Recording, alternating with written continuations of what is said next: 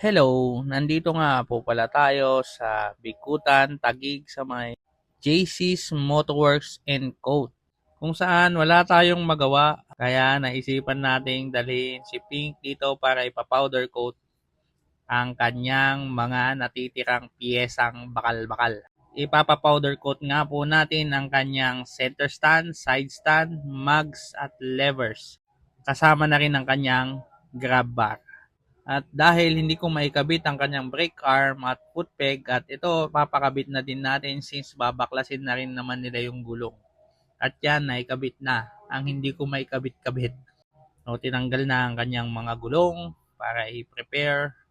Tinanggal na ang mga pintura ng bawat pyesa kasi nga papalitan po yan ng ibang kulay. Ayan yung grab bar. Wala nang pintura. Ayan yung mugs. Nandiyan na rin yung center stand.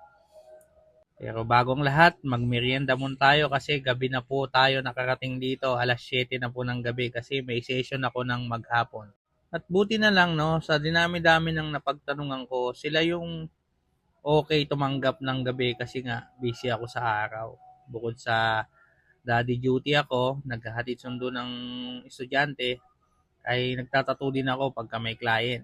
Kaya ang bakante ko lang talaga ay gabi. At yan na po yung ating mga piyesa, tinanggalan ng pintura kaya nagmukhang luma. At pagkatapos ng tanggalan ng pintura, ay tinatanggal din nila yung mga impurities, saka pinapakinis yung mga parting magaspang. Ayan po pala yung mga sample colors nila ng kanilang powder coating. Sa mga gustong magpa-powder coat, masasabi ko dito pinakamura sa lahat ng aking napagtanungan. At ayan po yung napili naming kulay, ang Illusion Magenta or para siyang dark pink na magpo-purple na ewan.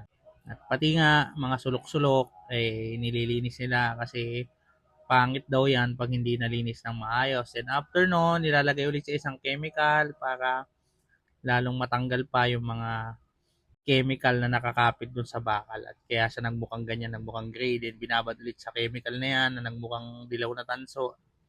Naisip ko lang no, pwede kaya yan sa mukha? Mabilis eh. At kasama na din dyan yung mga grab bar, side stand, center stand, at levers. Then after nga niyan na mailagay dyan sa huling chemical na yan, dadalhin niyan sa oven para lutuin. Ewan ko bakit niluluto. Ano kaya Ricardo niyan? Since nandito na rin lang naman tayo, pinakisuyo ko na, buti na lang mabait si Bossing na pumayag na ikabit na din yung aking foot peg na hindi ko maikabit, hindi ko mai-DIY, hindi ko mai-do it yourself or destroy it yourself. Kasi nga naman itong journal na to, kailangan baklasin mo ng buo yung kanyang pairings bago mo maabot yung kanyang mga piyesa. Kaya yan, parang yung mga doktor, operahan namin yung, hinahanap namin yung mga lock, ganyan. Ayun na, natanggal na nga.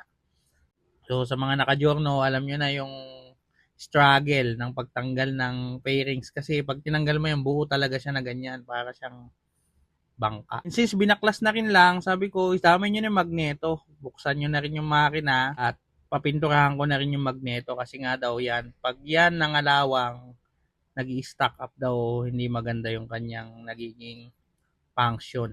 Ayan, kininis pa rin siya kasi nga medyo madulas-dulas yan. Then, ito na yung foot peg na hindi ko maikabit nung nakarang araw. Buti, nandito si na Bossing na pumayag na ikabit yan. Then after lutuin, ilalabas naman, then tatakpan naman yung mga butas na hindi pwedeng mapinturahan o hindi pwedeng malagyan ng powder coat. Ang busy sila, ito naman yung aking magneto, pinipinturahan ng high temp paint para iwas kalawang. At kasama ko nga pala dyan si Madam, ang aking si Mrs. na full support sa aking mga kalokohan o baka binabantayan lang ako baka saan ako pumunta. Ayan, pagod na kasi galing work. Galing pa siyang office maghapon. Then sinama ko siya dito kahit gabing-gabi na. At yan, kinakabit na yung magneto. Itim na siya, hindi na siya mukhang gray.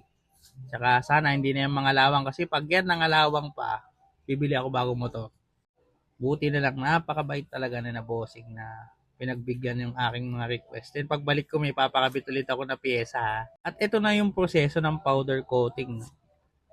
Bubugahan siya nitong si Sir na magaling bumuga. Sa mga naghahanap daw ng gusto ng mabugahan, siya daw magaling bumuga, suwabing suwabe.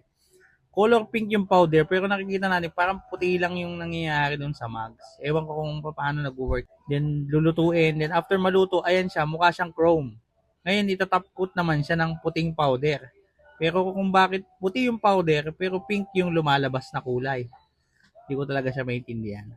Bala ko pa man ding i-DIY ito sa gasol namin.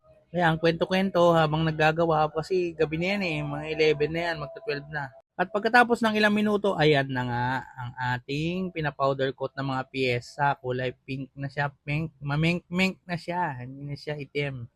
O sa mga nangingitim dyan na gustong maging mamink-mink, ipapowder coat nyo na lang kaya yan.